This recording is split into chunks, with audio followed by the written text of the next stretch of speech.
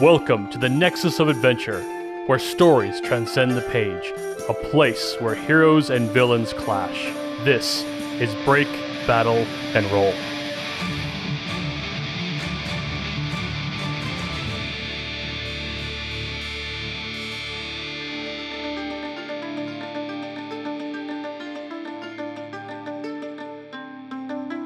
It's once again time to break, battle, and roll. Welcome back, everybody. I'm sure we left you on a cliffhanger at that last one, but we're here to continue the story, and I'm going to start by introducing my two friends. I said two. Yes, I said two friends. Oh my god, two! No! Ready to break, battle, and break down crying. Break, battle, and ball. Break, battle, and ball. Starting with the voice of the new owner of a shiny pal sword, Chad Stafford. Oh, when the dragon met the mountain above, or when Flowerkraut split the sea, I could swear man was somehow somewhere watching me. And through the wind and the sand and the pain and the caves and the flood, I could feel Sherman's spirit like a fire in my blood. Ow. I need a hero, several heroes if you've got them, in fact, because I am concerned that an escapee dragon is the least of our problems right now. Yep. Yeah, there's a lot of stuff going on right now.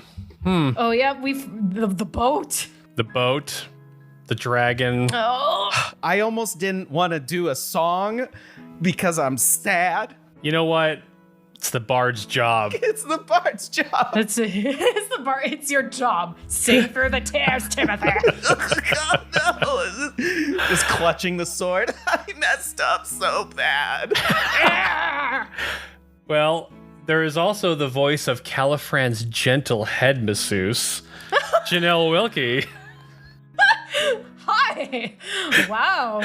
Oh, I can put that on my resume, huh? Nice. This is Flowerkraut, and I am over here cradling gently the sword with Timothy as we both cry tears onto... Who's holding the sword? We both are. We're both holding the sword. All right, guys. Well, let's get right into our recap. It's a long one. On our last Break, Battle, and Roll, the heroes and 5 Krekel scouts took on Califran and the remaining disciples, Hidden Clover, Tondo, and Endelisar. As the fight ensued, tremors originating from the Gallant Peak brought dust onto the battleground. The Krekel went about tying up Endelisar as Flowerkraut and Timothy focused their efforts on breaking Califran from Aster's spell. With Sherman losing in an unarmed contest with Hidden Clover, he desperately drew forth his sword and was immediately entangled with Sir Leon's soul, emanating negative energy. He unleashed the chains of imprisonment. The Hidden Clover kept up with his attacks. Flowerkraut face-stepped above Califran and with a clutch surprise attack, applied the salve to his forehead, severing the spell.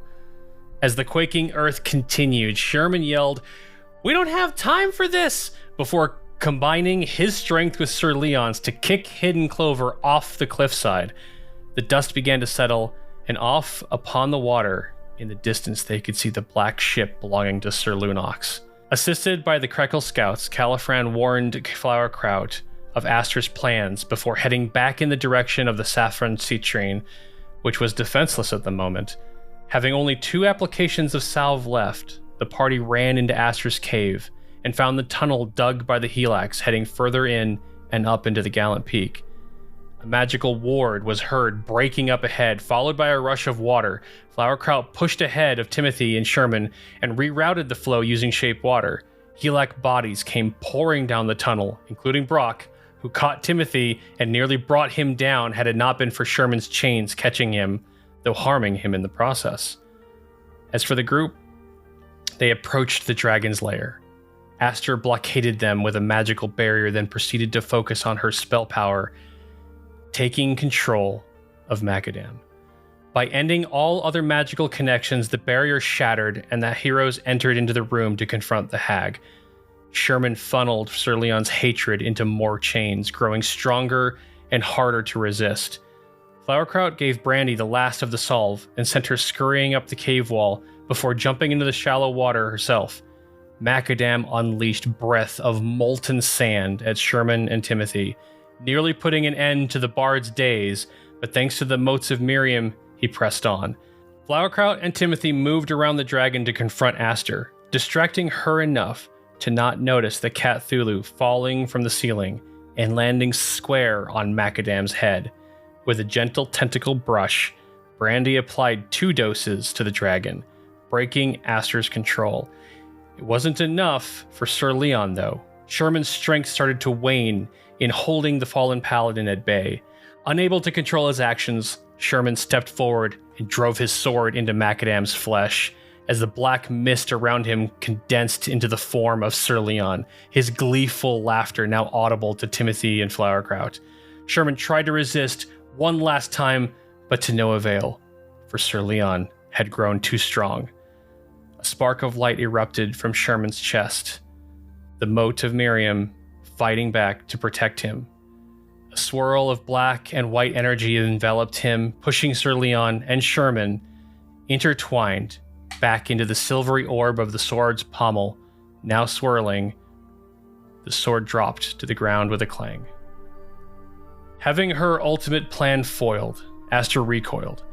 The other hags were at the ready to preserve Miriam's heart, but she pleaded for them to wait until she had played her last card.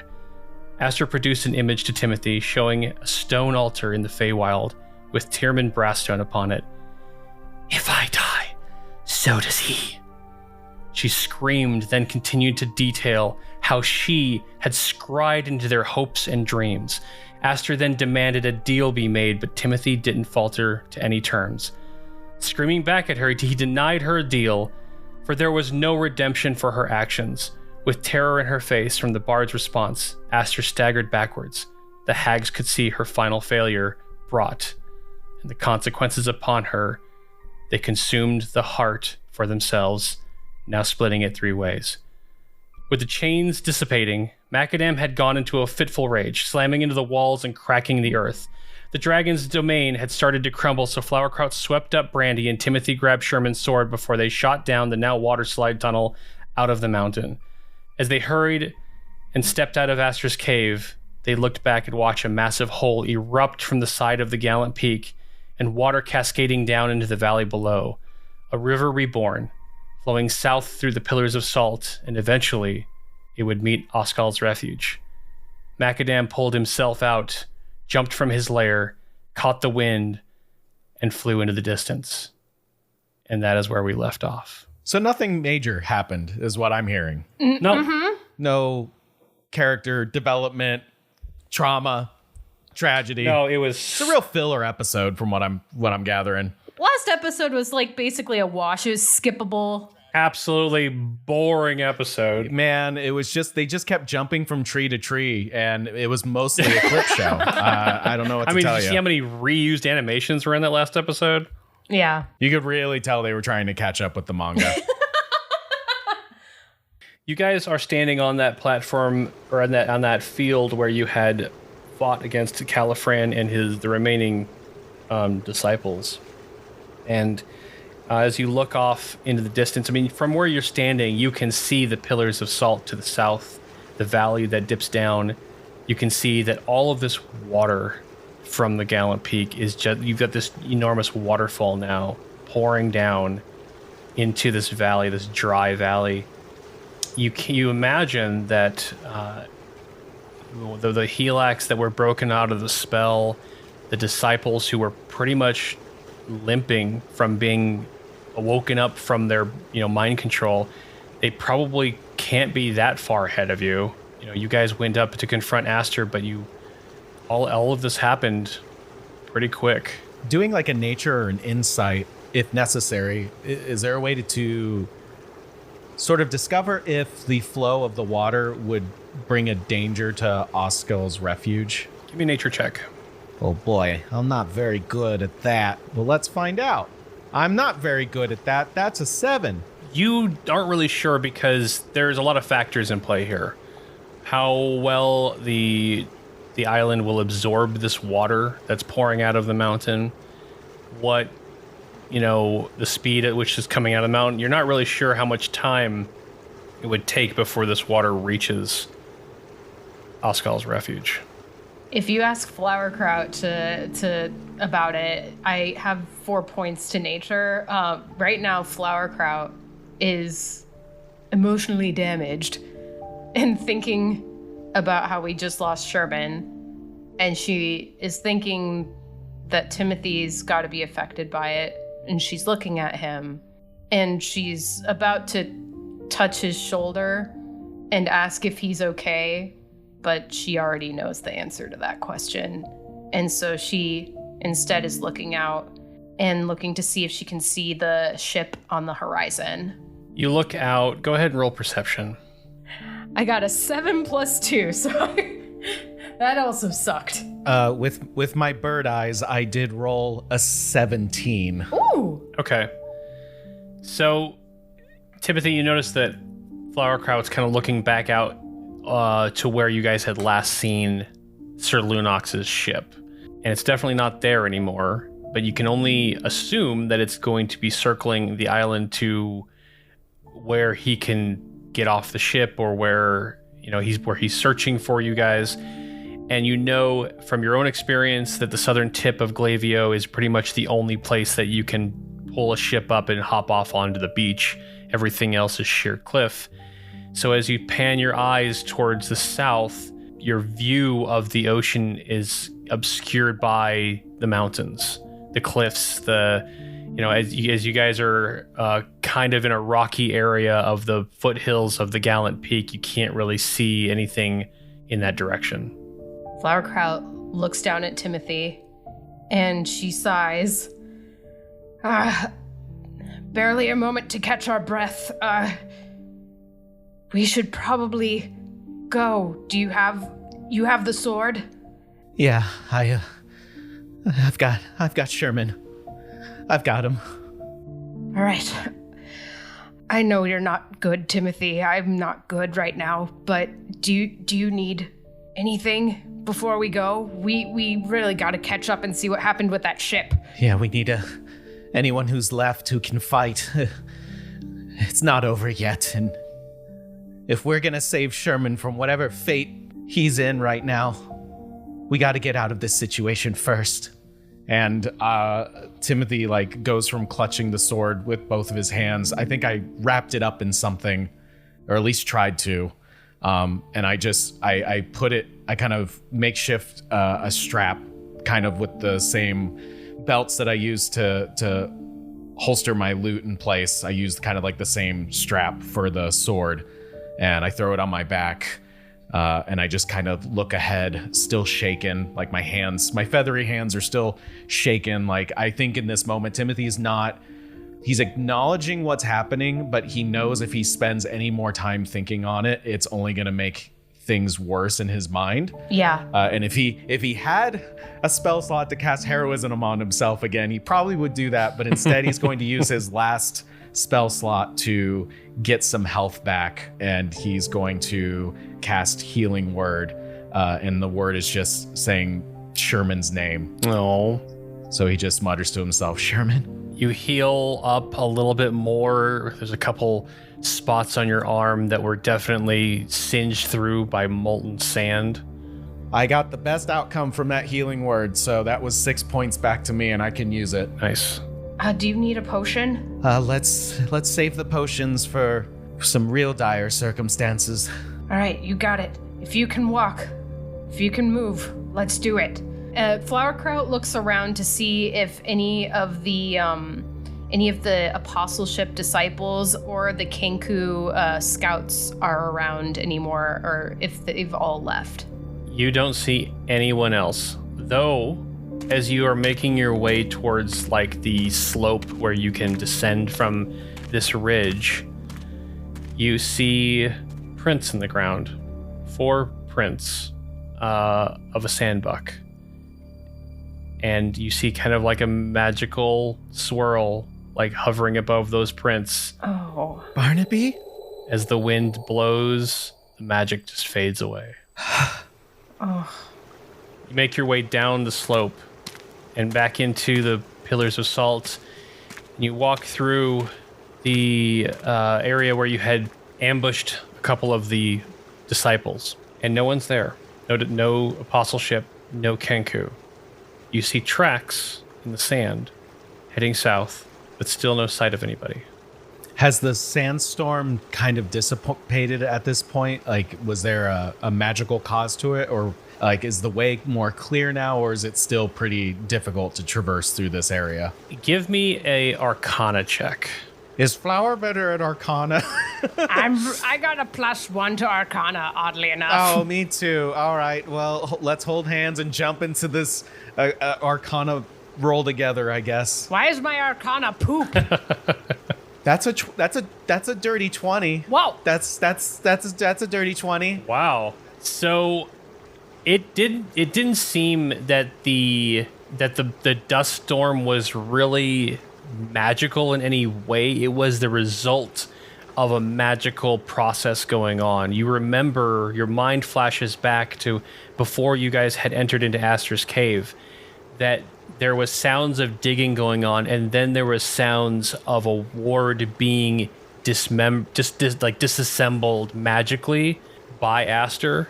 So you can assume that Macadam had magically sealed his domain, but by tearing that down, it was causing the mountain to quake, and dust was coming off of the Gallant Peak. So you get lots of information for getting a dirty 20. Nice. But no, there's no dust right now. Everything is calm except for the raging river that is now right next to you as you get down into the Pillars of Salt. As this water has now fallen a couple times, there's been a couple waterfalls coming down from the Gallant Peak, and it is now right there flowing south alongside you. There's a fair amount of water there, but it wouldn't be difficult to cross.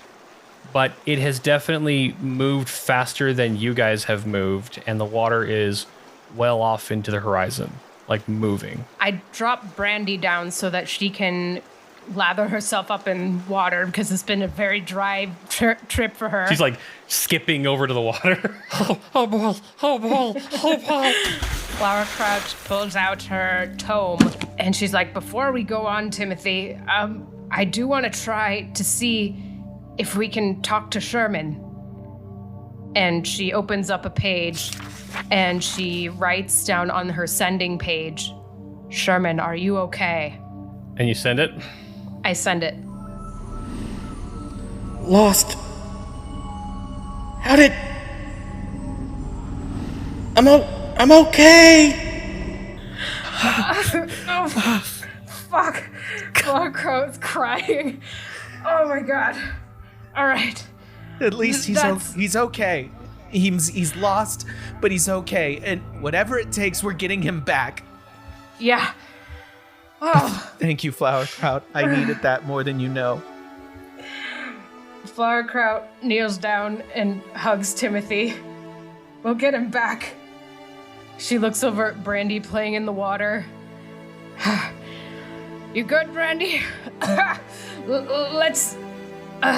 Brandy looks so carefree right now. That's nice. That's real nice. You know, it's good to look at the positives. Oh, it's so nice and cold too. Come on, just jump in. No, we kind of have problems when it comes to water. I rather not risk it. Flowerkraut decides to go and stand in the water. Timothy thinks about gwobbing, and he starts crying even more. He taught me how to gwob. We'll get him back. Brandy kind of gives you a cat hug along your leg, and just a layer of slime is left. That feels good, Brandy. Okay, I think I'm ready to press on now. I think we're still needed. All right, so you guys head south kind of alongside the river.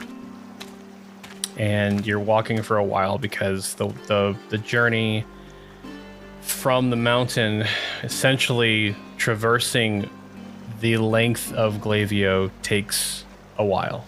Can we be doing just like passive perception checks? Like anybody? Is there like any sign of the Kenkus, the apostleship? You definitely see tracks for sure. Everyone and anyone that you would expect has headed south. You see Helak tracks. You see Kenku tracks. You see apostleship tracks. You assume that the Helaks that were freed from Master's spell are heading back to Oskal's refuge as quick as they can, probably in a panic, because they don't know what's going to happen next. This could just be a wild assumption here, but judging from the amount of tracks we're seeing, once Aster's spell was broken, they must not have faced the same side effects as when we used the salve. So at the very least, there are those that are hopefully willing and able to help us.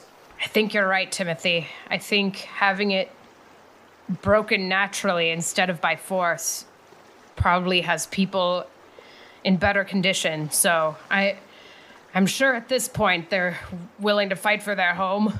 We're almost done here, I feel. You travel for maybe another 20 minutes. You've been walking for a bit, and off in the distance, you see some Helaks sitting on some rocks, not too far from the water. One of them being Brock, sitting on a rock, just staring into the river. And as you approach and get closer to them, you can see that there's a number of Helaks with him that looks like they're taking a break. And as your eyes pan off to the side, you see why. They've been carrying the Helaks who didn't make it through Aster's spell. And they've laid them down, and they're resting. Brock, are you okay? That's water. We got water here now. You know that? You see that? Yeah. Yeah, it's pretty nice. We might have had a hand in that. Might have had a little slide collision. He looks like he's kind of in a daze, just staring at the water like he hasn't looked at you guys yet. And then he turns his head and he goes, Oh, you made it. Yeah, you're alive. That's great. Oh, guys, check this out. Wait, where's your dog friend? You remember that so sick sword? Oh, no. Timothy he unholsters it from his back and then kind of just holds it forward a little bit. Oh, yeah, I warned him. He shouldn't have used the sword. We didn't really have a choice. He did a very brave and noble thing. And unfortunately, he paid the price for it. Oh, I'm sorry. Hey, let me take a look at it. Please be careful. Please. Of course. He takes the sword, he looks it over. You see that his eyes focus on the swirling orb. He walks over to the river, and he dips the sword into the water. Oh, yeah. This water's been touched. It ain't pure anymore. Oh, well. It was worth a try. What do you mean, pure water? Well, it's a very strong curse. You'll have to find some water that's never been touched. It's pure as water gets. And, you can see it's gonna take even more than that at this stage. Yeah, I'd have to get back to the ruins, the rocks, the forge. Oh, my forge. Oh, no, my forge! And he's, looking south at the water that's definitely probably hit Oskal's refuge at this point. Oh, no. Oh, my things. Oh, no. And he drops to his knees. Brock, I'm so sorry about your forge and what's happened to the Helak. We did try. We really did. And unfortunately, there's still more to be done. Are there any among you that would be able to help us? Have you seen Harisha? Have you seen Tumbleweed by any chance? Oh, not Tumbleweed, but Harisha. Yeah, she hurried on ahead. She wanted to get back as soon as possible, and, well, we all needed a break. Oh, but I shouldn't be complaining about my forge. We've lost folks here. Whatever happened to the... What's-her-face? She's gone. So you can at least add that to the good side of the tally. Yeah, I'm glad to hear it. We don't have to worry about her taking control of anyone else's minds or any more of her bargains. Well then, I don't know, would the Is the day saved? Or what else do we have to worry about? Not quite day saved. If there is anybody that's able to help us out, we might be facing some trouble on shore. Ship carrying a pretty nasty customer, Sir Lunox. We saw him approaching as we went up the Gallant Peak. And he's trouble. You know, I don't understand any of this. Like, what does anybody care about us? Huh? Us, Helax, Crackle? Who are we? Pretty stupid, if you ask me. I think Timothy and I can relate deeply with you on that. Who the fuck are we? We're all swept up in this. We're people of Archipeldia, and it's our turn to protect it, I guess. Brock takes the sword out of the river and is kind of handing it to you, Timothy, when his eyes catch something in the water. Oh, you see that? Look at that. Something shiny. What? I haven't seen shine like that in a long time. Well, yeah, your dog friend had some shiny armor, but you see him stand up and he's kind of looking around, trying to see, you know, if the water's like, you know, giving his eyes tricks or something like that.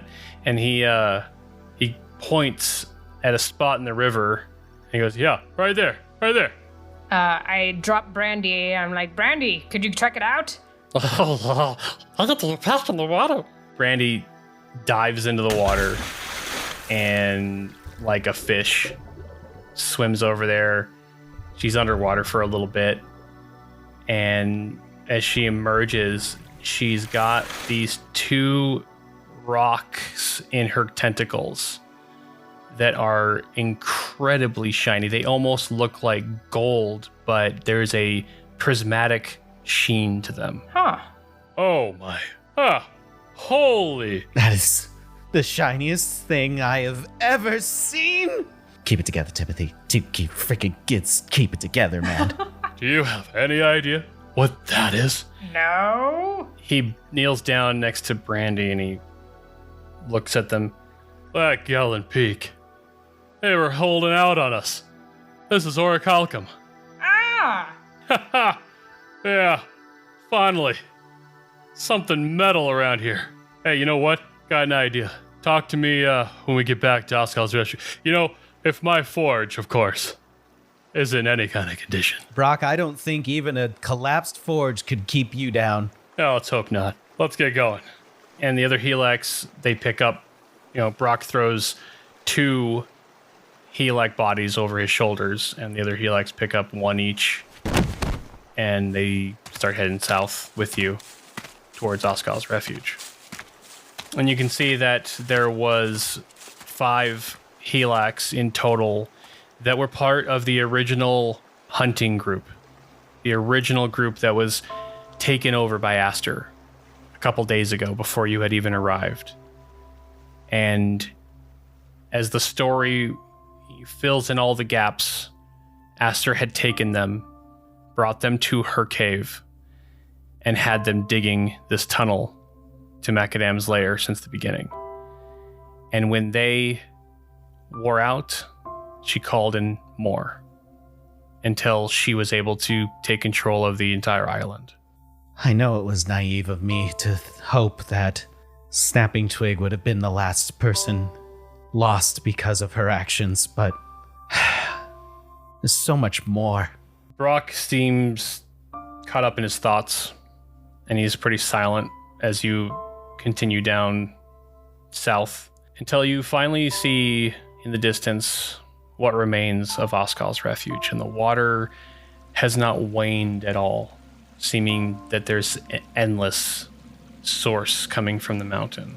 And it's not like a tsunami hit the town, but with enough water moving through it, the center of Oskal's refuge seems to be very much waterlogged. The entire bar, cantina, is half underwater. Some of the Helak homes are in the water. The Krekel side of Oskal's refuge is relatively untouched because they built most of their hovels up on the cliff above the waterline. Fortunate for Brock, his forge was far enough against the rock, against the cliff wall, that only part of his forge is waterlogged. He and the other Helix, they go off to a little area and they set down their fallen. And there's other Helix already there. The rest of the town, the rest of the Helix that live there come running over to them.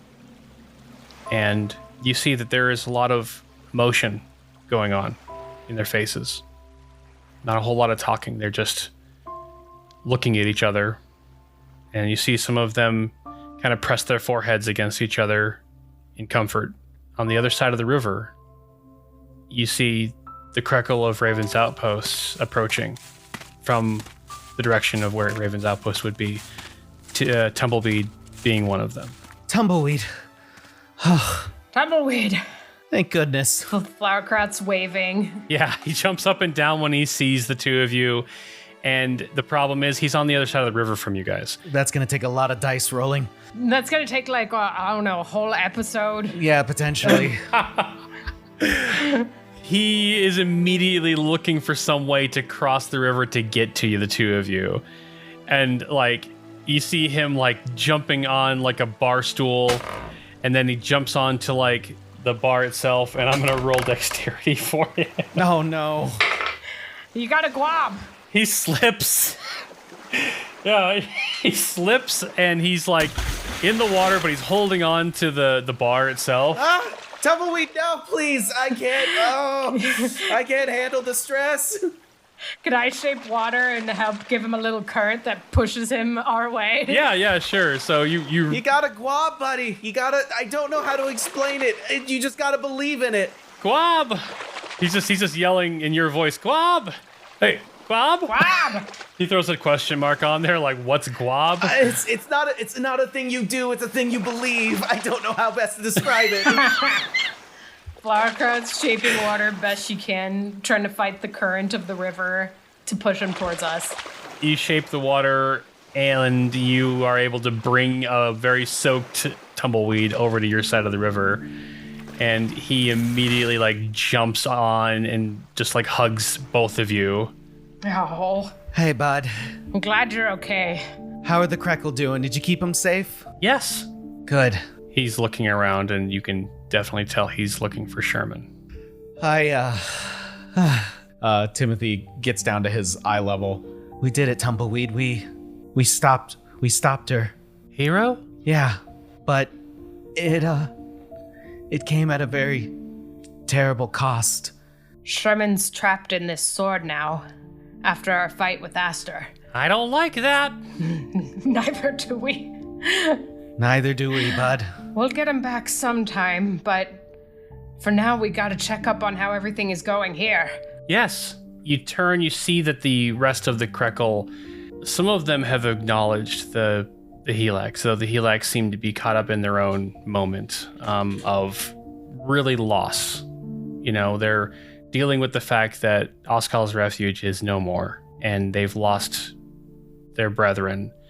Though it does seem that some of the Helix are very happy to see that the Krekel are still here. They start, the Krekel begin to pick up some of their things. Like they start to collect, you know, their belongings, anything that they can salvage, seeming that they're probably going to move their stuff to Raven's Outpost because there's no point in staying here anymore. And you can see that the river is following the natural path. It's going right through the center of this village into the slot canyon that was originally formed by water to begin with.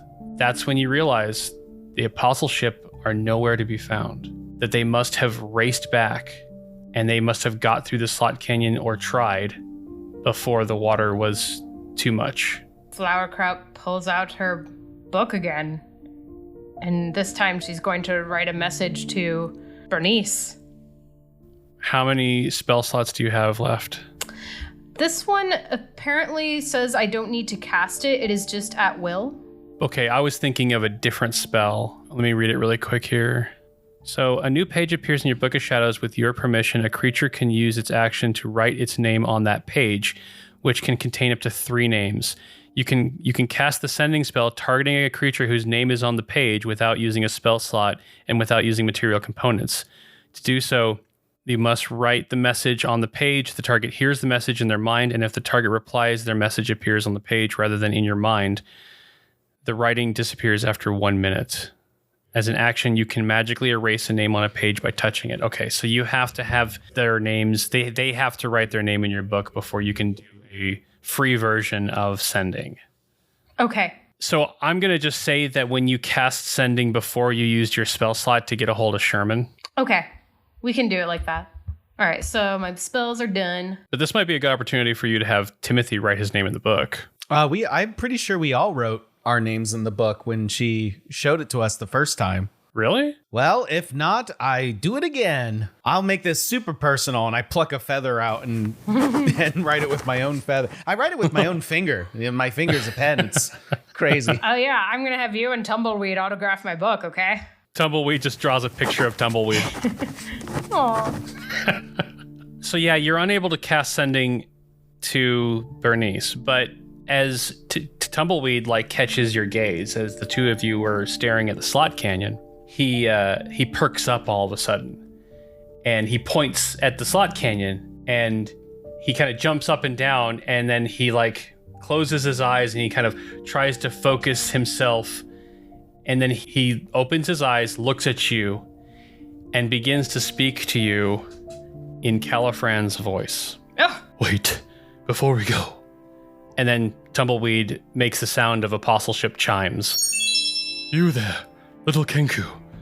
I need you to relay a message for me. Can you do that? If you see Timothy, Flowerkraut, and Sherman, tell them that I will thank Miriam in my prayers for their safe return and success in facing off against the evil that has done this to Glavio. Tell them that we wish we could wait longer, but that the black ship we encountered before will soon be upon the Saffron Citrine, and that we must make do with what little repairs we have done. And then there's a pause. Give Flowerkraut my love. Tell her that my heart beats for...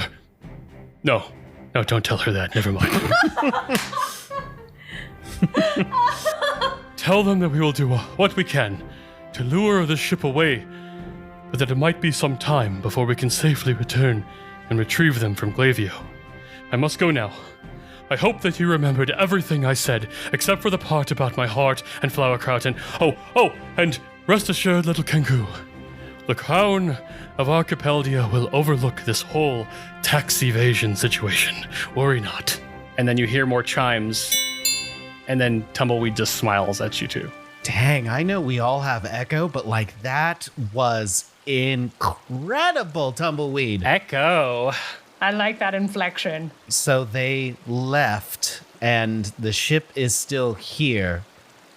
So did the ship follow them or not? Is kind of the question we need to answer now. Let's get out there. You guys are basically at the base of the cliff walls that make up Oskal's Refuge. You can't see the ocean from where you're at. You would either have to go through the very dangerous slot canyon now where the water is funneling through. So you imagine that the water pressure pretty strong in there, but yeah, you're not sure where the Saffron Citrine is. You're not sure where Sir Lunox is. And if anything, if Sir Lunox wanted to get on this island, he'd probably have to come through the way you guys did, and that would be no easy task right now with the river. A face off in the slot canyon. So Brock comes walking over to you from where all of the Helix are kind of huddled up, and he goes, So, what happens now? I think we've got to prepare for a potential ambush. Is the slot canyon the only way to the beach where people can disembark from their ships? Oh, yeah. Yeah, no other way. Okay. Is there any way to maybe keep someone from coming in here through the slot canyon? I know we've got the river working for us in that regard. Maybe we can set up something. Oh, we could cave it in. Oh. Wouldn't that be detrimental for you all? Yeah, wouldn't that keep the water inside of Oskal's Refuge? Oh, yeah, I didn't think about that.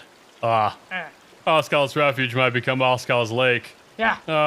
Hey, I want to try something out, Timothy. Why don't you follow me? Okay. Abandoned. Okay.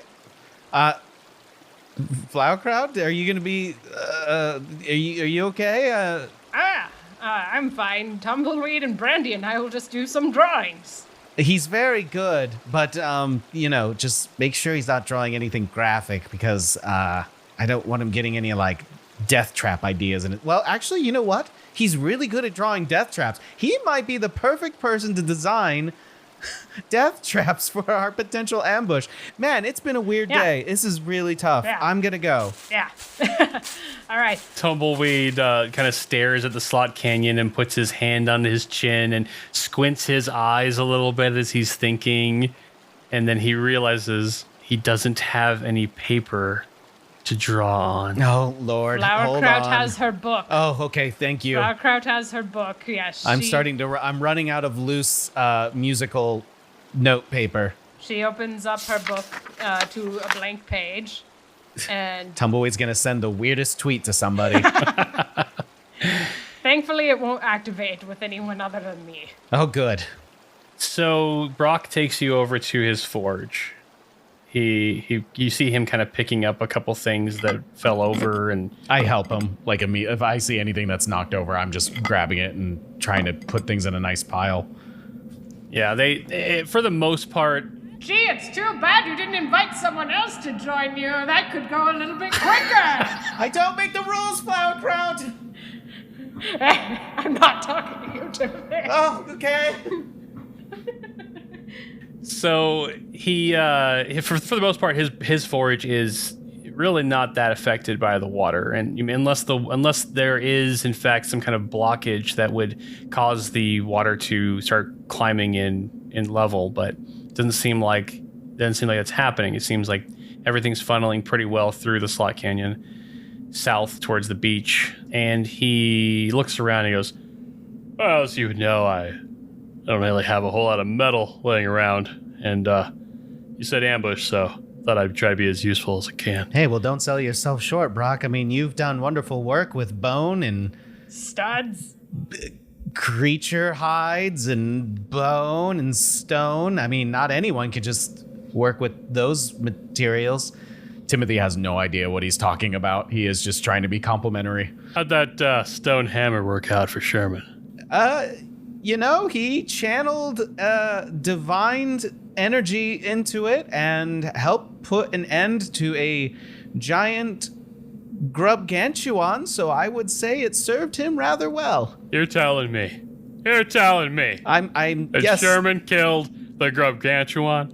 It was a group effort. I would say that the feline companion of Flowerkraut did a lot of the work, but yes, he did make the final blow against the grubgantuan. He leans down so that his face is like right next to yours. Yeah. And Brock, he goes, you're telling me I am telling you, the words I speak are true. that Sherman killed that thing with my hammer? I think you're missing the part where it was a group effort, but yes, he did. Your hammer made contact with the grubgantuan, and it did. Oh, yeah, it- happy day. Yeah, Oh. yeah, no. Oh. You do great work, Brock. What? Yeah, that's great. That's just great. Anyway, hey, you see those, you got those shiny little feather daggers. I do. They could be shinier. I must admit, they've seen better days. Yeah, that's right. They can be a lot shinier, trust me. Let me see them. Okay. You see Brock go over and he puts the daggers down on his like workshop table area, and then he goes and he dusts off the billows. It looks like he hasn't smelted anything in this forge in a very long time, because everything he makes is bone, stone, maybe wood, if he's lucky. Man, it's like a sandwich shop forgetting they have a panini press. He throws in some coal, he lights up the fire, he stokes the flame, and he pulls out those two pieces of orichalcum. And he looks over at you and goes, that only works with metal. But watch this. I am drooling. I mean, I'm watching. And he goes, he's about to like start working, and he puts his hand under his giant chin for a second. And he goes, you know, come to think of it, you wouldn't happen to have like Featherfall potion or maybe like something magically inclined, feathery? I hold up my hands. I am covered in feathers, and on normal occasions I could cast Featherfall, but I'm a little spell dry at the moment. I start pulling things out of my pocket, and I'm like, oh yeah, this orb thing, I forgot about that, and I put it back in, and I grab the bag of gold, and I mean, that's not helpful in this situation. Shove it back in, like, that was just mustard.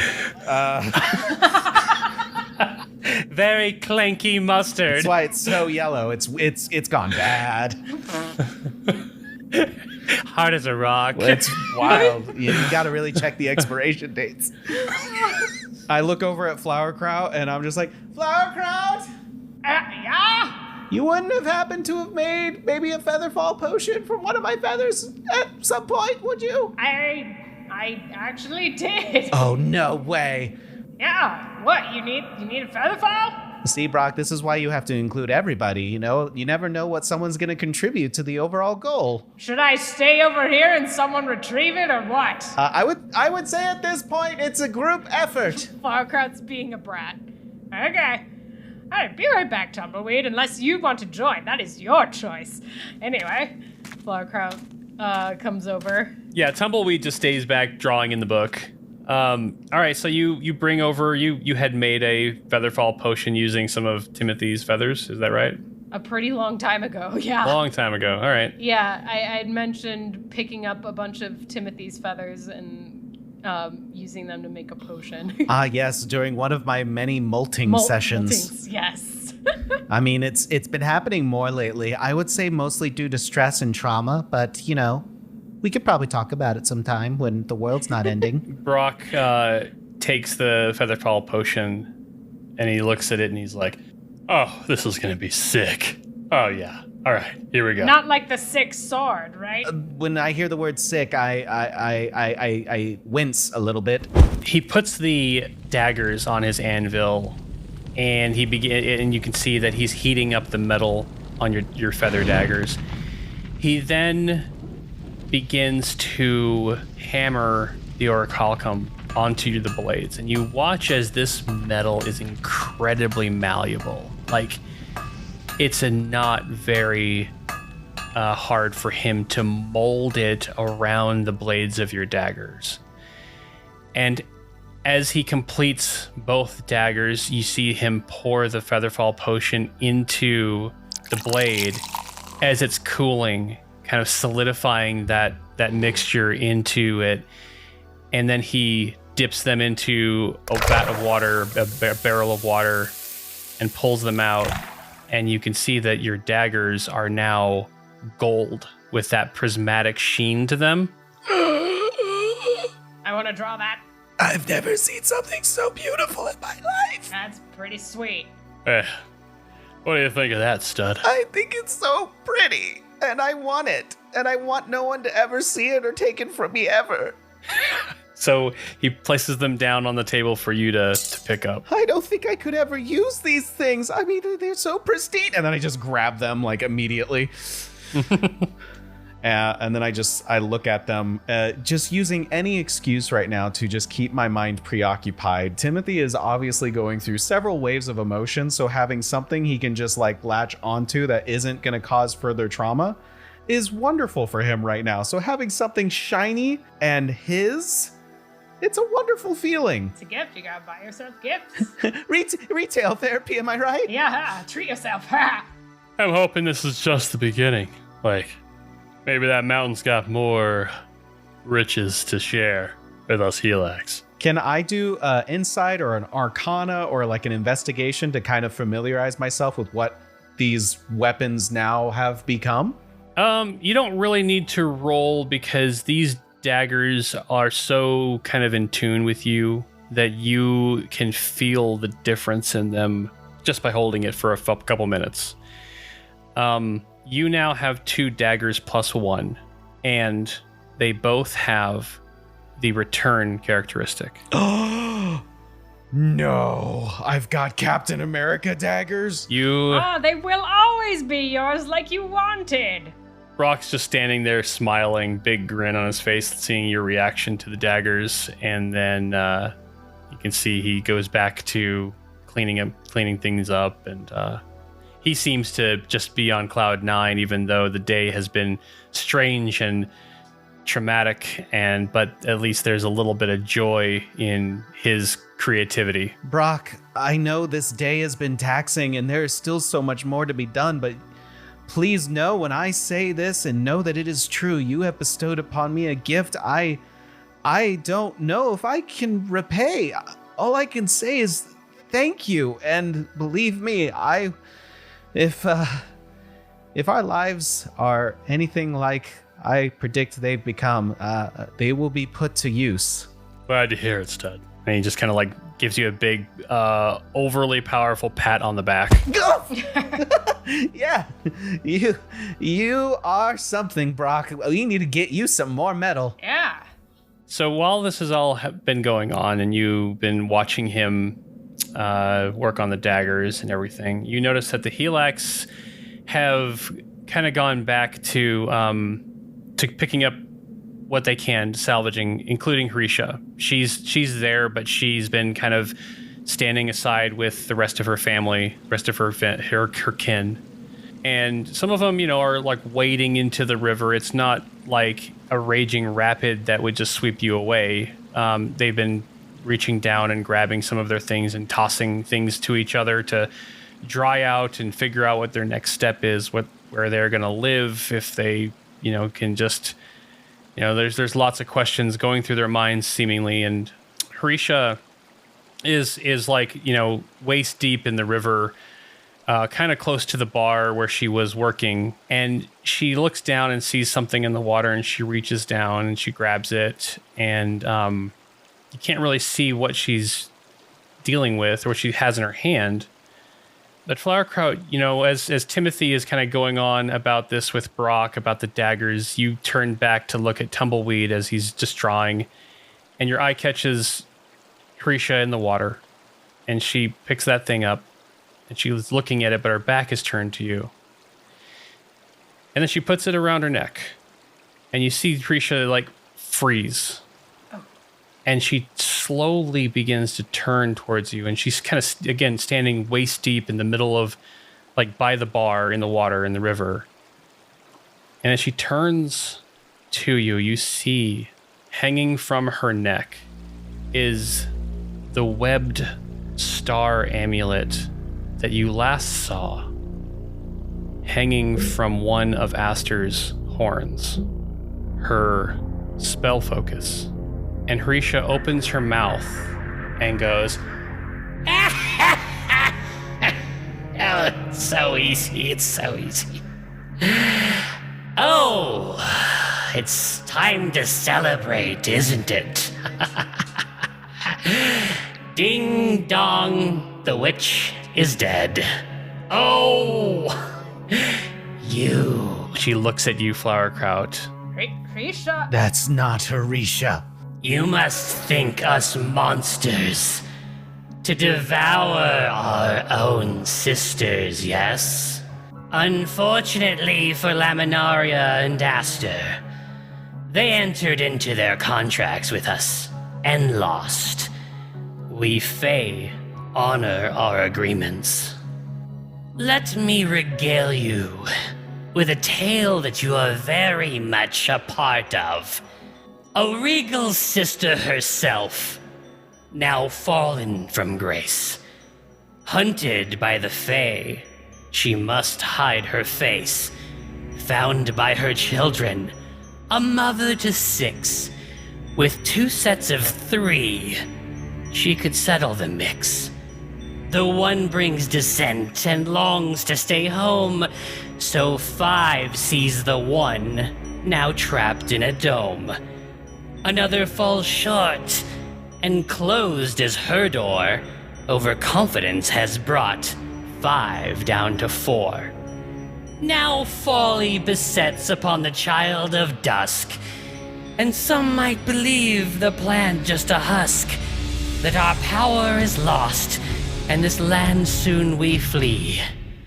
But you have given us our desire, a coven of 3.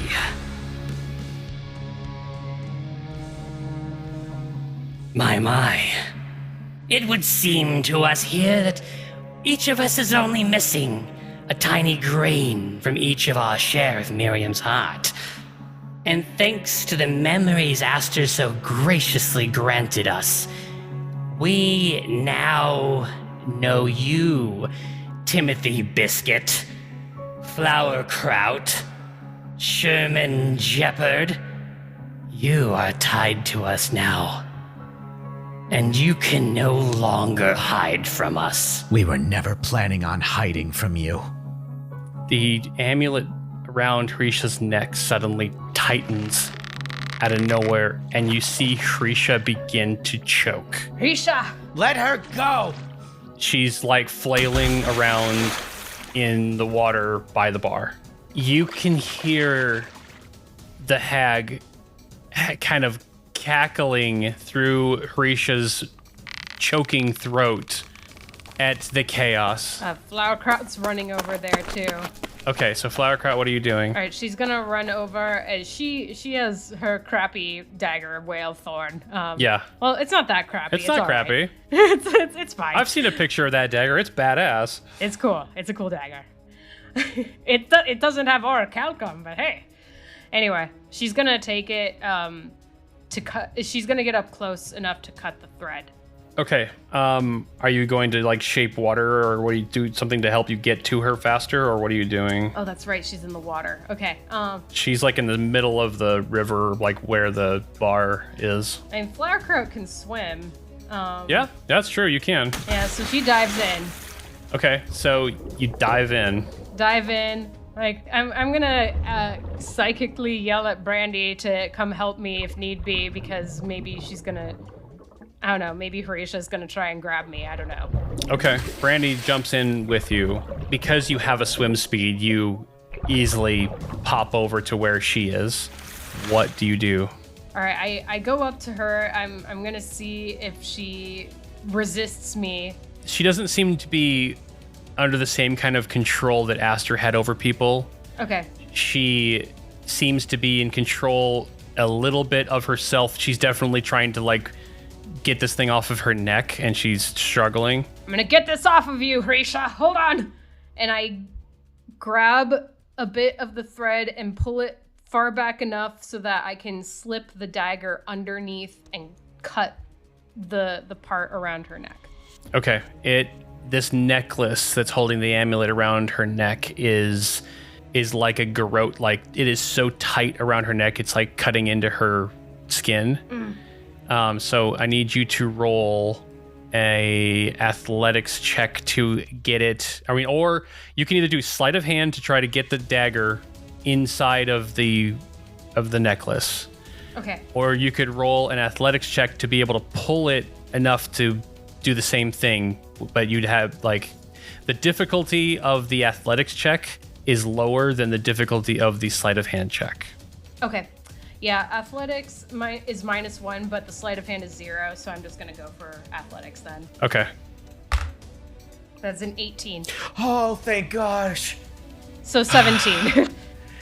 You are able to get like 2 of your fingers underneath this necklace and pull it a little bit over. You can see that it brings some more pain to Hrisha's neck, but that is plenty of room for you to get your dagger in there and cut. Sorry. Ugh.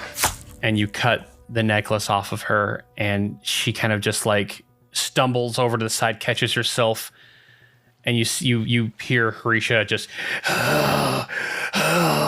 Hrisha. Flowerkraut, I'm so sorry. It's okay. There's a lot of evil necklaces around here, though. Ow. Oh, I'm so sorry. I have some old lady ointment here. Would you like some? Please. Okay. It's my 1 potion. Gladly give it to you. How do I roll the potion? It's 2d4 plus 2. That's a 1. God. And that's a 4. Okay, 7. Oh, wow. That really worked well. Yeah, I only use the good stuff, the fish guts, and occasionally frog goo and grub goo. Well, it definitely smells delicious. You guys see, as Harisha makes her way back over to the rest of the Helix, that the other Krekel have pretty much finished picking up all of their things that they were going to take with them. But the Oracle is standing at the edge of the water on the other side of the river, is kind of waiting to get your attention. I guess I glance over. Timothy's he keeps trying to pass off his feelings, but there's a lot of things running through him right now. He tried to escape into a moment of levity with the daggers, but now he is just recalling all the mistakes he feels like he might have made, failing Sherman, potentially dooming Tierman. And so he's trying to latch on to one positive thing, the idea that they at least accomplished what they set out to do, and potentially has given Snapping Twig the hero's ending that he rightfully deserves. Timothy gets up, he dusts himself off, he tries to remove this defeatist look upon his face, and he starts moving towards the Oracle. Okay, do you just wade through the river, or how are you getting over to her? Oh God, they're on the other side. Oh, that's right. Yep. Is there any sort of rock formations or anything that would at least give an easier path through the other side? The cantina itself was kind of like an elevated wooden structure, wooden and stone structure that is not quite as underwater as everything else. So that's why Harisha was on it, gathering things, because she could be on it and just be waist deep in the water. You're pretty short. You'd probably be about neck high in water by crossing right there. So you're definitely going to have to wob your way over or something. It has to be done. All right. Give me a athletics check to swim across the water. Let me know if you need a hand, Timothy. That's a 15. You easily pull your way over to the bar, and then you cross over. You're pretty logged, waterlogged by the time you get there, but your head's dry. And you approach the Oracle, and the first thing she does is she reaches down to you and just embraces you. I needed this. And she squawks, kind of like a comforting squawk in your ear. Be calm, be with me.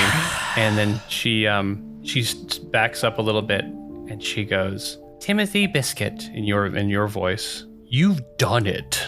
And she gestures off into the distance, the Gallant Peak. And all of the Krekel begin to squawk in applause, the way that your people would acknowledge another Kenku. The Helix. She gestures over to the rest of them, and then she thieves Cant's safe home. Thanks, Timothy Biscuit. It was everyone. Oracle, it was Sherman and Flower and the Krekel and the Helix, all of us coming together to bring an end to all of this suffering. But it did come at a cost. The Helix. And then she thieves Cant's loss. She spreads her hands out to gesture much or more. And then she puts her hands on her chest and says, I, the Krekel. The Helix. Welcome, Raven's Outpost. I'm sure they would greatly appreciate anything that you could do for them in this time. Obviously, with the removal of Macadam, the waters returned, and I don't know if there's much left of Oskel's refuge, so Raven's Outpost would be a fine place for you all to make a home. Yes, home. Water? She gestures to the river. Good. The Krekel. The Helix. She thieves Cant's new home. Raven's Outpost. An oracle. I know what was asked of your people was so difficult, but please know that none of this could have happened without Snapping Twig. She puts her finger on your mouth as you say Snapping Twig's name. And then she thieves to you, wait.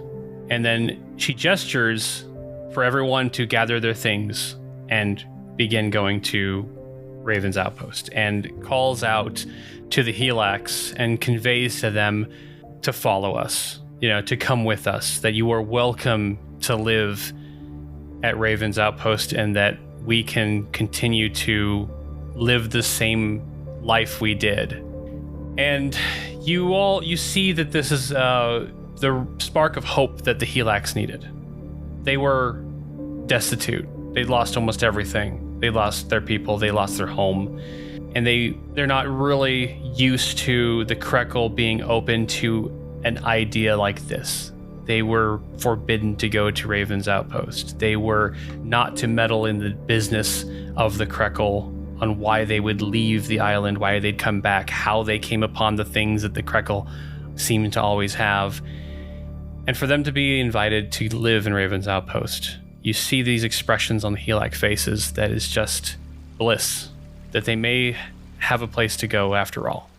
They all start grabbing their things and crossing the river, and as a community, they all start heading for Raven's Outpost.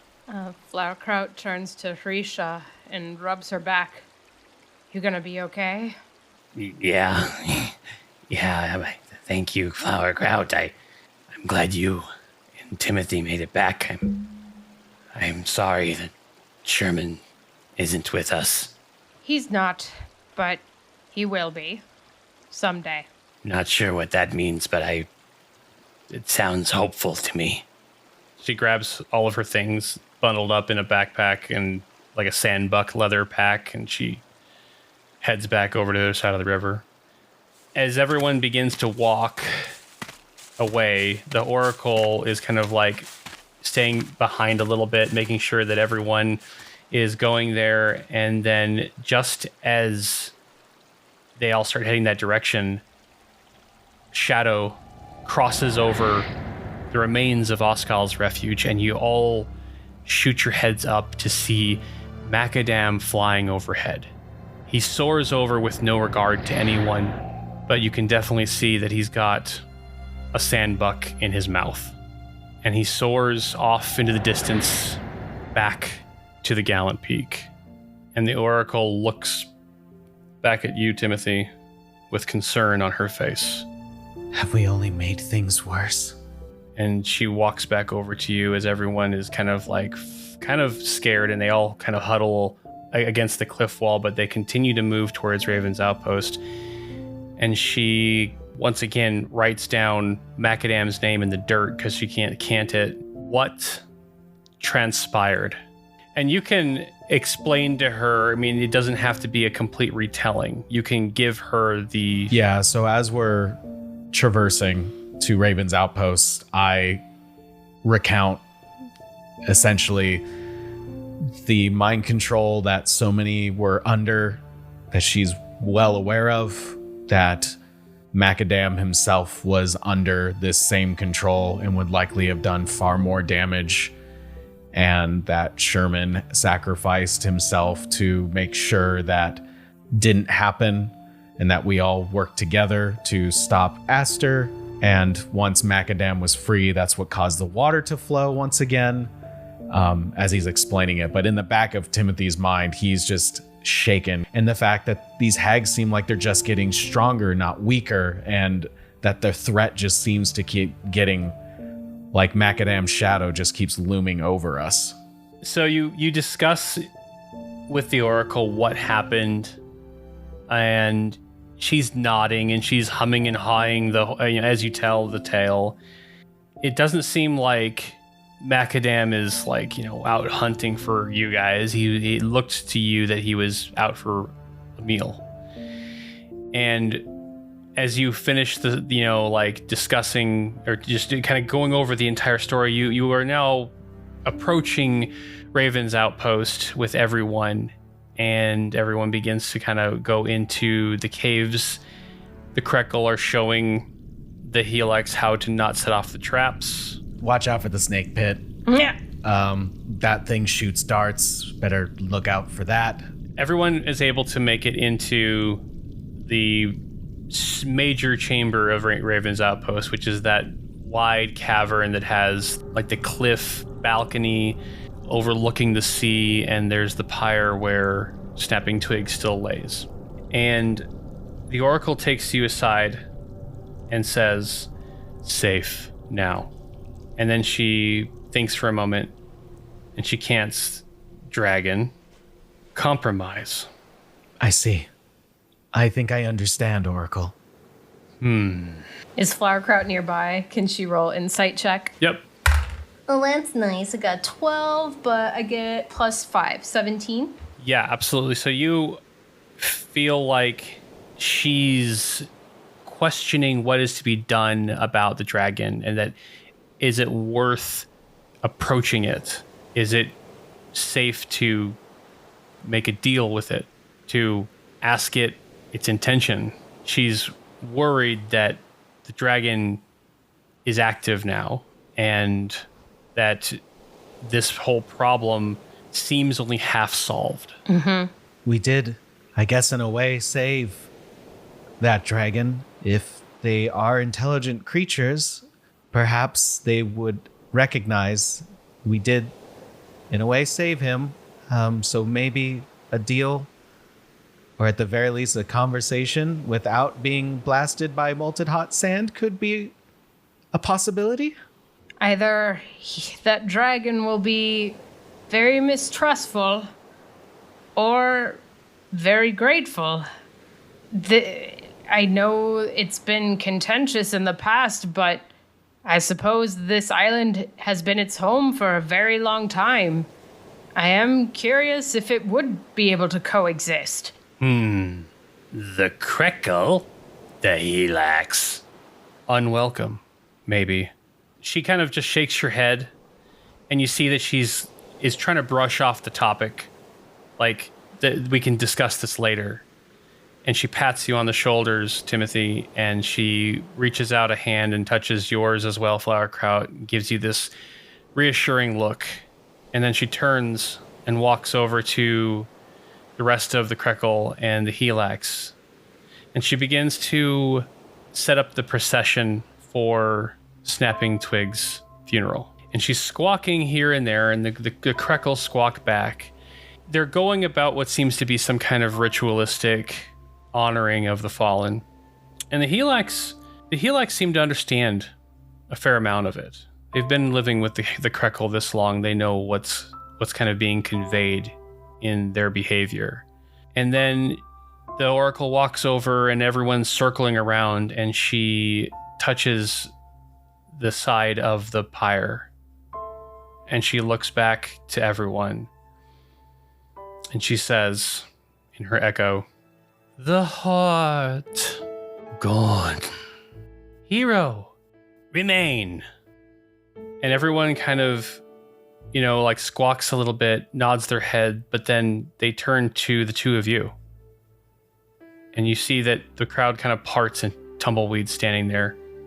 And he looks at Snapping Twig, he looks back at the two of you, and he goes, "Hero?" Hero. Hero. Snapping Twig was a hero. Snapping Twig is the only reason any of us are here right now. Everyone is very interested in what you have to say. The strength of Snapping Twig's heart stopped the influence of the evil that was overtaking this island. Because of Snapping Twig, because of the strength of his heart, we were able to sever the tethers between the apostleship and the Helax people and the hag. His strength of heart gave us the strength of hundreds. Snapping Twig's sacrifice represents not only their heart, but their commitment to this community. Your commitment to your community, both Helax and Krekel, you all are bound together. You coexist together. It was through his sacrifice that was able to remain. Through that sacrifice, we were able to save so many. And Snapping Twig was at the forefront of that. You hear some of the Helix start to speak amongst each other. Hey, we are saved. Something happened. They did it. We were freed. Whatever the sacrifice was, it was not in vain. No, it's the Krekel. They helped us, Helix. They stayed. They stayed on Glavio. The Oracle smiles at you, smiles at everyone, and she reaches down and picks up a candle and says, "Hero," setting the pyre ablaze. In this moment, Timothy thinks back on something Tierman once said, that sometimes words alone do not feel like enough. Sometimes our words must be carried by the song in our heart. And with that, Timothy looks at the music sheets he's been keeping, Tierman's music sheets. And there was a song he used to sing. And in this moment, it feels like the very song needed to carry the words that are in Timothy's heart. This is for you, snapping twig.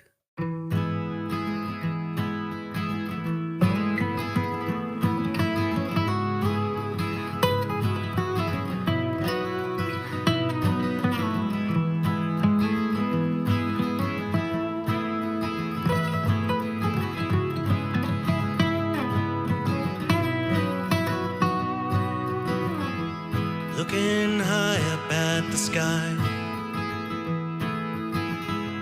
knowing that I'll never reach, with my head up in the clouds, when I'm right here on my feet, float away out in my dreams. Can I wrap my only place I'll ever be is right here on the ground. So tell me it's okay that I can't fly away. And I'll show you I'll always try to reach the sky. And as everyone silently watches, wisps of air above the fire, the smoke seems to part, and you swear that you see the outline of a Kanku floating above, and his hands extend into wings, and his spirit soars into the sky. And you can just see all of the Krekel, tears welling in their eyes. The Oracle very content. And in the worst timing ever, a black tentacle slaps down onto the ground inside of Raven's outpost. An enormous black tentacle. And rearing up from the sea is the Fracken, staring down the cavern at all of you. The Krekel freak out. The Helix grab what they can as weapons as a jet of oil shoots out into the entirety of Raven's outpost, coating everything in corrosive oil. Everybody get back! It's time to break battle and roll initiative. 11. 13. I'm going to treat all of the Krekel and the Helix as a end of round actions. Do you want to give Brandy initiative? Oh, yeah. Oh my god. She got 14. Brandy goes first. Brandy stun it for 500 rounds while we slowly slap away its health bar. Yeah. All right. Yeah, I'm gonna have Brandy run towards it. Okay. Kind of, not like directly in front of it, but kind of arcing around the side. Okay, so Brandy runs around the side. There's plenty of space in here for that to happen. I don't know if she got coded in the beginning of the round. Are we all coded or like? Essentially, the area around the pyre and just inside of the cavern is coated in corrosive oil. Oh. Some of the Helix and Krekel were hit by just a little bit of spray. The Oracle is most affected by this because she was standing closest. And you can see that she is kind of reacting to the pain of this acidic fluid, like having just hit her in the side. Also not sure what to do because right behind her is this enormous creature that's trying to crawl itself into the cavern. Does it cost an action for Flowerkraut to yell? No, it's free action. Okay, so she can just shout at everybody like, "Stay away from the oil! Get it off yourselves!" It's definitely what they're looking to do. They're trying to retreat away from this thing. What is Brandy doing? I don't know if she... this thing just has like a tentacle peeking up. It slapped a tentacle into the cavern. It's laying there. It's like using it as an anchor point right now and pulling itself up. Okay, great. I'm guessing she can't do neuron nip on this thing's tentacle. I mean, what's the range on neuron nip? 15-foot cone. If she got to the edge of the cliff, she could probably hit the Kraken's face with it. Okay. You're going to have to give me an acrobatics check for Brandy to hop between the spots of corrosive oil, or else she will dip her feet into it. Okay, got it. Acrobatics check. So that's a +2. All right, that is a 15 + 2, 17. Okay, yeah. Cat's grace. Brandy gracefully jumps between pockets, dry pockets, and gets up to the front. And go ahead and give... So she's doing neuron nip. It is a intelligence saving throw against a DC of 13. It doesn't work. No, if only we were in costume. Right? It is Timothy's turn. Timothy looks at Flowerkraut and just sadness and frustration in his eyes, and he's just like, "We brought this here." Timothy, this island would have been lost by now if we hadn't got here. We still have time to save it. Well, then I better put these daggers to good use then. And I have no spells, so throwing daggers is all I got left. Okay. Yeah, Flowerkraut has no spells too. I will note for you that there are plenty of allied creatures standing next to the tentacle. Like they're all going to retreat when they get a chance, but they're next to that tentacle, if that has any meaning for you. I believe that would allow me to have sneak attack, correct? Correct. So that gives me an extra 1d6 worth of damage. All right, so I'm gonna... Do I need to do any sort of checks to get over in that area? The tentacle's far enough in that you could go up and stab it without having to walk into the corrosive area of the edge. All right, so I'll go and use my main hand returning dagger. Okay. That's an 11. An 11. Okay, it doesn't hit. It kind of like is wiggling its tentacle around, and it kind of just slips off of it as you are you going in and stabbing, or are you throwing? Oof, good question. I would think because they're returning daggers, I don't want to get coated by that goo. I would say I'd probably threw it. Okay, so it basically just bounced off of it, but the return characteristic of it literally boomerangs right back to your hand. Is that a bonus action, or is that just like it just happens? It just happens. Like after you throw it, as long as it doesn't get embedded into something, it just comes back to you. Okay. And then I guess I'll throw with my offhand. Okay. That's a little bit better. That's a 16. That will hit. All right. It slices it through. It doesn't embed, so it cuts it. Go ahead and you roll your damage. Thank you, Brock. So here's the 1d4 and the 1d6 together. That's 5 damage. Okay, it slices it. You can see that it kind of like wriggles its tentacle, but it's not enough to like retract it out of the cave. We're in trouble. Yeah, we are. Anything else? Let me see if I have any bardic inspirations left.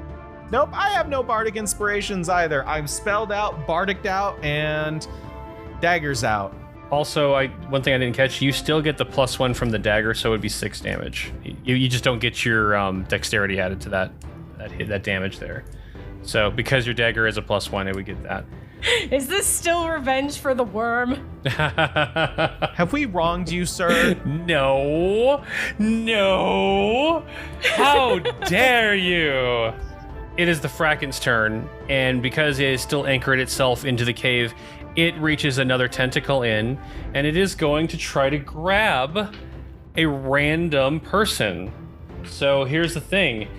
It has a much higher chance of grabbing the Oracle because she's up front, so anything from a 1 to 10 on this D20 will be the Oracle. 11 through 15 will be a Krekel or a Helak. 16 through 20 will be, it'll aim for one of you guys. At this point, I would rather it aim at one of us. Right? Oh man. It straight up snatches the Oracle with a tentacle. No, please. Oh my gosh. This. I rolled a natural 1 on the D20, so it goes for her, grabs her, and it's pulling her up into the air. No! And it will also spray, because it's pulled itself up a little bit closer to you, because it first sprayed from the water. That's why only the interior of the cave was coated. It's pulled itself up a little bit more. It jets more corrosive oil inside, and a couple more Krekel and Helak have been hit by it. And you can just see like steam is coming off. Timothy, I need you to roll a dexterity saving throw since you stepped a little bit, or you didn't step closer, you threw these daggers. So no, you're still in the safe zone, but Brandy is going to have to roll a dexterity saving throw to see if she gets hit. Oh, okay. Yeah, she rolled a 5 plus 2, 7. No. Brandy will take 4 points of acid damage. Okay. That's not the kind of coding Brandy likes. It's very specific. No, it's not. Oh, she is down to 1 hit point. Oh no. Is Brandy like the type of familiar that can just be respawned? Yes. Yep. Of course. Oh, thank gosh. Okay. All right. At least we have that. Yep. A lot of shrieks of pain from the rest of the procession that were standing around as everyone's scrambling to get down and away from this thing. Flowerkraut, it's your turn. Okay. Flowerkraut is going to try and cast infestation on this thing's tentacle in the hopes that it might drop the Oracle. Ah, okay. All right, so... Such a brilliant idea. Freaking awesome idea. Okay. Let's see if it works. It needs to do a Constitution saving throw of 14, right? Okay. Or higher, obviously. Oh, wow. It literally rolled a 13. It doesn't really matter with the infestation direction, north, south, east, west. It just, you have these bugs. What kind of bugs are they? To keep on theme, we're doing some, it says either mites, fleas, or parasites. I think last time we went with parasites that kind of look like the grubs. Nice. So, yeah, we're doing some grubs. So you, the tentacle just becomes coated in tiny grubs, basically. Yes. And they all immediately start to bite the tentacle. Because you are level 5, infestation does 2d6 poison damage, so give me the roll. Okay, that was 4 for the first, and 3 for the second. Okay, 7. 7 poison damage to it jerks that tentacle back, and sure enough, the Oracle comes free, but she doesn't quite make the edge of the cliff. She catches herself barely, but she's dangling from the cliff after getting released from this thing. Holy fuck! Anything else, Flowerkraut? Shit, yeah, I don't think I have my Misty Step anymore, do I? I think I used it on wound up using Califran. that. Yeah. I did. Okay, yeah. So no more Misty Step.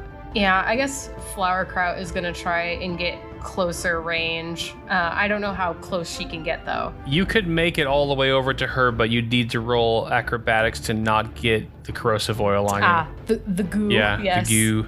Gunky goo. Okay, yeah, I'm getting in there because it's like I want it to focus on us anyway. Okay. All right, rolling. Oh my! I rolled a 20. Holy shit. A nat 20. Oh my I don't have gosh. any acrobatics.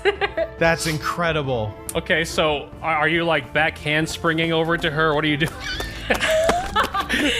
I mean, like, maybe she's slipping on it, but she's kind of gliding. Okay. Like. Yeah, just Yeah, she's skating on it. just Tokyo Yeah, just drifting over to her. Yes. Okay. Ah, my shoes! Oh my god. Like she gets a running start and she like skids from it and just slip and slides all the way over there.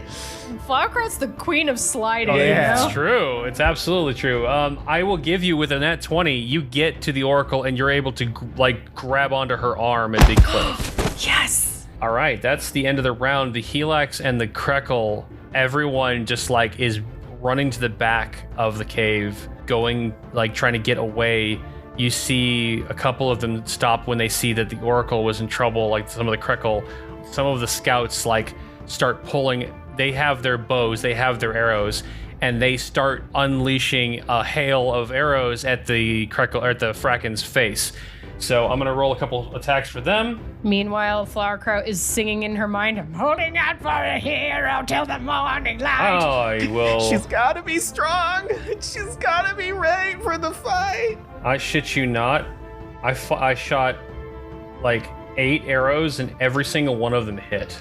I didn't roll lower than a 10. Oh, thank goodness. The only person rolling super well tonight rolled well against himself. Right? God damn. So I'm gonna roll a bunch of short bow damage. So that's. Crit on yourself. Let's see here. Crit on yourself, Aaron. Crit on yourself. So all together, all of these arrows just start hitting the Fracken, and they do a combined 33 points of damage to Lordy. Oh, yum. Okay, it is. It actually pulls its tentacle that was anchoring it back with taking that much damage, but it's still like not going anywhere. It's it looks like it is hungry, and it's actually bringing its head closer to where the Oracle is dangling from the cliff. But it is back to the top of the round with Brandy. All right, we're going for another neuron nip. Okay. Oh, you gotta see if it recharged. Oh yeah. Okay. Let's see. One moment. Let me see how I do that. You got to roll a d6 and get either a 5 or a 6 on it. Okay, great. Oh, come on, D6. I got a 6. Oh my god, it recharged. Oh, thank you. All right, you're neuron nipping it. Yes. When a problem comes around, you must nip it. Brandy's got with her 1 health left. It rolled a natural 1. Yes! Holy shit, this thing's actually got intelligence, unlike the Gargantuan. Praise Miriam's light. It rolls a natural 1. So as the Fracken is like opening its maw to try to basically chomp the Oracle, Brandy like jumps on top of what you, because you're like leaning down holding the Oracle. Mm-hmm. Brandy comes running up your back. Yeah. And just just yeah, like pulsing at this thing, and it just goes and stuns it, and it's just like unmoving. Yes. Go ahead and roll 4d4 psychic damage. You just sent Oh a my Meowth God. at a werelord and made it flinch. That's a 3. That was a 2, so 5. Another 2, 7. And a 3. 10. 10 damage. Oh, wow. MVP. MVP. Brandy's like the dominator of giant creatures. Timothy, it is your turn. Yeah, let me just see if I can follow that one up. Can I look in the crowd and just see where Tumbleweed is just to make sure he's safe? He is standing behind you, but definitely not running with everyone else because he trying to be brave. Oh my god, get the fuck out of here, I Tumbleweed. put my hand behind me just to like, you know, to tell him to like not come any closer. And I run off and I'm going to get close enough to where I can throw these daggers again. Okay, give me an acrobatics check. You got it. Oh, Lord. It is not a Timothy day. I rolled a 2 with my acrobatics. That's a 10. That's insane that you have a +8 acrobatics. Yeah, I know. Oh my god. Well, I know. You do step and splatter a little bit. I mean, a little bit gets on you. You take 3 points of acidic acid damage. It's not a good day for Timmy. Timmy B! Oh no, and he's even using his least favorite nickname. All right, am I in position where I can throw these daggers again? Yes. Well, here we go. It is stunned. You have advantage, which means you can sneak attack. Wonderful. So I can also get advantage on hitting it, correct? That's correct. Wonderful. All right, here's the first throw. I would love to re-roll that because that's a 9. Yep. Let's freaking go. Come on. That's much better. That's a 19 to hit. Oh. That is a 19. So yeah, you're gonna roll the D4 +3 plus a D6 for the sneak attack damage. That's the max I can do. That's 7. And then here comes the D6. That's an additional 3, so 10 damage. Hey. Thank you, Brock. That one slices through it and then returns right back to your hand as it's like on its way back as you're as throwing. I'm going to throw the next one, yes. Yes. And I take a quick glance just to make sure that Flowerkraut and the Oracle, I'm assuming I probably can't see the Oracle, but I'm gonna like at least look. Timothy would just make sure that that situation's being taken care of. Flower, are you okay over there? Yeah, we're good. All right. And I throw the next one. All right. That's a 16, but I'm going to still roll with advantage because you never know. Let's stay with the 16. 16 will hit. All right, and then I will do just the D4 and the D6. Just the D4 because you can only sneak attack once around. Understood. That's only 1 damage. 1 more damage. Okay, so it just nicks it as it flies and then begins to return to you. So 11 damage total for that turn. Okay. The Fracken is up next. It loses its turn because it is stunned. However, it will roll and it breaks free of the stun. Shoot. Shit. But it does not get a turn because it had to roll at the end of its turn. Flowerkraut, it is your turn. Okay. Is Oracle already up on the cliffside at this point? You'll need to pull her up. Okay. Is that an action? That is an action, yep. Okay, well, that's what I'm gonna do. Okay, you pull her with all your might. There's like steam coming off of her hands because where she was grabbing on was coated in this acid, so she looks like she is in very bad condition, but you get her up and she just, breaks for the back of the cave. Nice.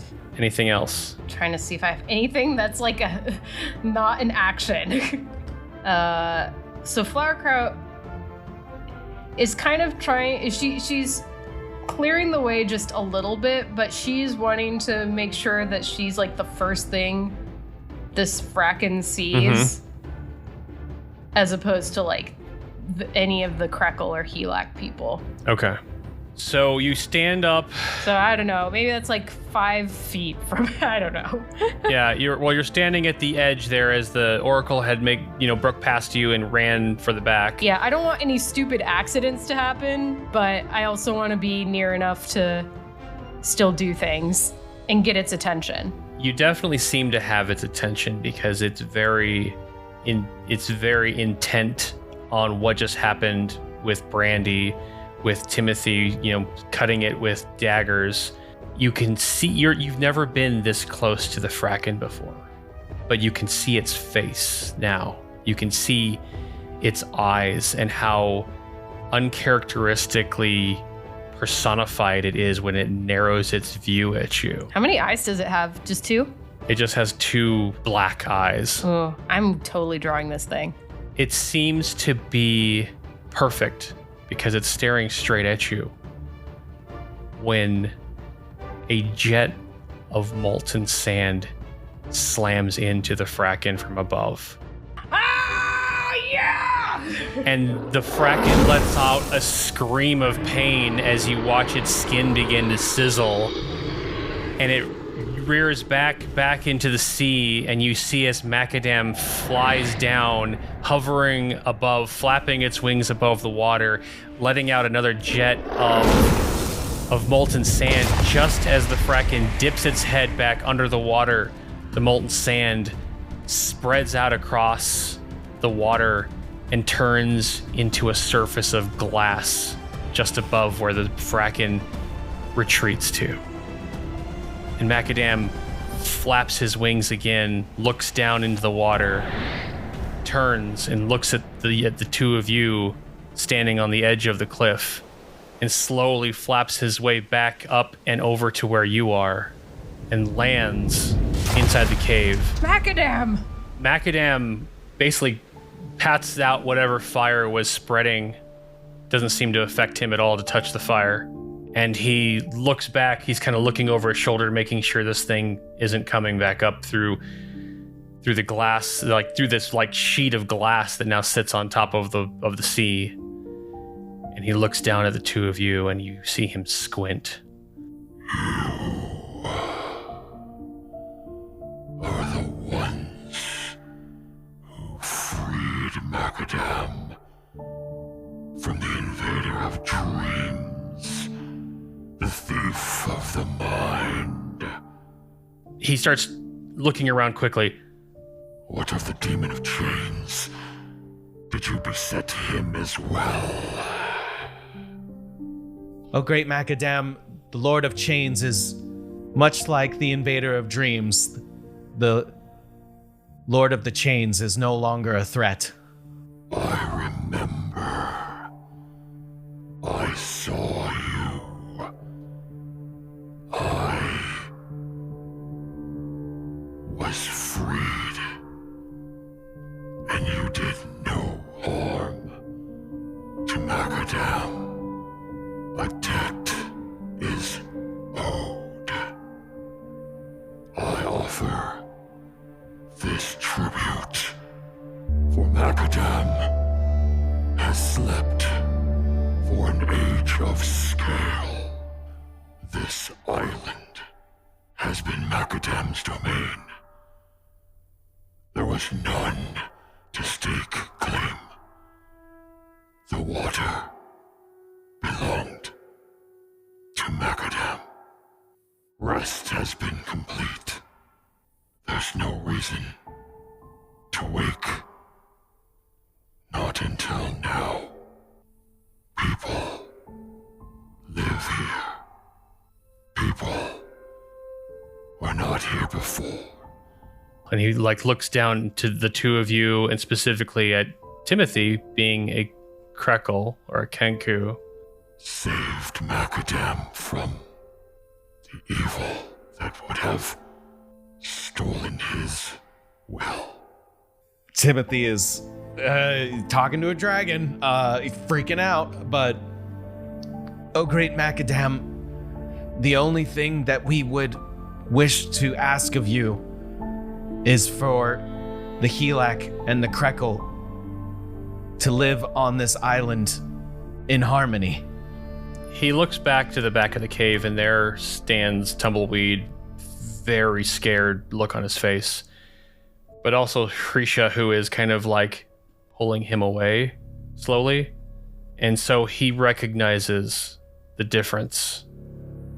Yes, so long as the people here do not hunt the grounds of Macadam, the creatures of the mountain will be fated to the belly of a dragon. And in return, Macadam will vow that no evil plagues this island again. Keep to this offer, and Macadam will keep watch and keep them safe. And without another word, and without seemingly wanting to have any further conversation, he jumps into the sky again. He looks down at the water once more, circles around, and then flies out of view. Oh, I can't believe it. I'm glad we didn't kill him. If I heard that right, that dragon isn't going to eat us. No. He is not. So long as he remains the king of the mountains, those are his land to claim. You are welcome here on this island to live in peace. And in return, he vowed to ward off any dangers. He'll keep you safe. This is his home now, too. Tumbleweed looks up at Hrisha and goes, Hrisha, safe home. yes, Tumbleweed, we're safe now. Thank you, Flowerkraut. Thank you, Timothy. You hear a sound behind you as you guys have turned to talk to Hrisha. A warp, astral, mystical sound bellows out. You look over your shoulders, and the story arc appears, pulls up right next to the cliff of Raven's outpost. The Krekel and the Helix start to slowly come back into the cavern, and Hrisha looks back at them and says, I don't understand a lot of what's happened here, but I'm going to assume that thing is here for you. You would be assuming right. I'll let the Oracle and everyone know that we're okay, that we're safe. We have a guardian in the skies. I don't think we have to worry anymore. The gangplank opens up on the story arc, and there standing, as would be expected, is the barkeep. And he looks down at the two of you. And your journey proceeds, heroes. Time for a drink. And that is where we will end our episode.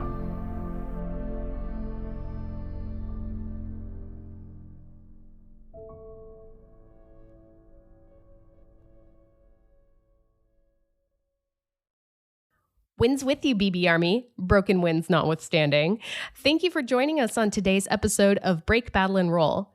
We hope you're enjoying our adventure as much as we are in creating it. If you're looking for more ways to connect with Break, Battle, and Roll, follow our Instagram and Twitter, both at Break, Battle, Roll, or stop by and give us a like on the Break, Battle, and Roll Facebook page. Or if following the individual nerds is more your thing, you can follow Chad Stafford on his Instagram and Twitter at It's Chit Chad, as well as his YouTube channels, Chit Chad and Chit Chad Plays. You can follow me, Janelle Wilke, on my Instagram at janelle.wilke, or you can join Dustin Blechschmidt as he streams on twitch.tv/thefinaldestination, and follow his Instagram and TikTok, both at _final_destination, and his Twitter at FINL_destination. You can also find our beloved barkeep and dungeon daddy, Aaron Rollins, on Twitter at Arkuma, that's AARKUMA. We must also sing the praises of our amazing musicians, Ben Holland and Rory O'Neill, who provided our theme song and many of the original musical scores in the podcast. Ben can be found on SoundCloud, and you can follow Rory on Twitter at Trench Warfare. Now that you're part of the BB Army, we'd love your help in spreading the word throughout the realm. Sharing our podcast with friends and writing reviews helps a young podcast like ours so much. Now, if you'll excuse me, I'm going to go pester the barkeep for another drink. Until next time.